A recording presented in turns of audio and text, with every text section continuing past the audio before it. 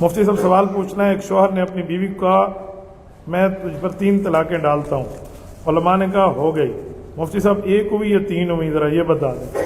ایک بندہ بیوی کو 3 تھپڑ مارے، تھپڑ مارنا گناہ ہے لیکن پھر بھی کہہ رہا ہوں، جب 3 مارے گا 1 تھپڑ لگے گا یا 3 لگیں گے؟ پھر جب 3 طلاقیں دے گا 1 کیسے ہوگی؟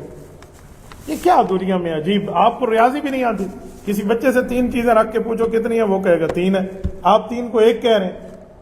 یہ مرزائیوں کا مذہب ہے دنیا میں کہ 3 طلاق دو 1 ہوتی ہے، روافض کا مذہب ہے دنیا میں کہ 3 طلاق دو 1 ہوتی ہے۔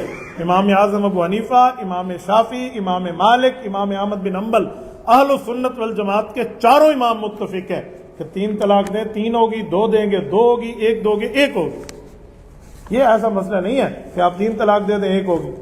وہ ایک شخص یہی کہتا تھا کہ 3 طلاق دیں تو 1 ہوتی ہے، دکان اس کی سموسوں کی تھی، تو ایک شخص وہاں گیا اس کے پاس اور 3 سموسے پلیٹ میں لے کے کھا گیا، اور اسے کہا بھائی 10 روپے لے لو، اس نے کہا 30 ہوئے، 3 سموسے تھے، انہوں نے کہا 3 سموسے نہیں 1 ہوئے کیونکہ 1 پلیٹ میں تھے، تو اس نے کہا نہیں 3 ہوئے، اس نے کہا سموسوں میں تمہیں سمجھ آتا ہے کہ 3 سموسے کھا لو تو وہ 3 ہوتے ہیں، طلاقوں میں تمہیں سمجھ نہیں آتا بیوی کو 3 دے کے پھر بھی کہتے ہو 1 ہوئی ہے۔ یہ شیطان کی پٹی ہے، اس پٹی سے بچنا چاہیے۔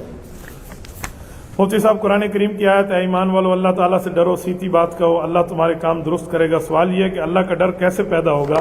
اللہ کے ڈر کا مطلب یہی ہے کہ اللہ کی نافرمانی نہیں کرو، جن کاموں سے اللہ نے روکا ہے ان کاموں کے قریب نہ جاؤ۔ اللہ نے ماں باپ سے تعلق توڑنے میں روکا ہے، اللہ تعالیٰ نے صلہ رامی حکم دیا ہے، قطع رامی سے روکا ہے، اللہ نے ظلم کرنے سے، چوری کرنے سے، زنا کرنے سے، بدنظری کرنے سے، برا عقیدہ رکھنے سے، یہ ساری چیزوں سے روکا ہے، اور آپ وہی کرنے لگ جائیں گے تو اس کا معنی یہ ہے کہ آپ کے دل میں اللہ کا ڈر اور تقویٰ نہیں۔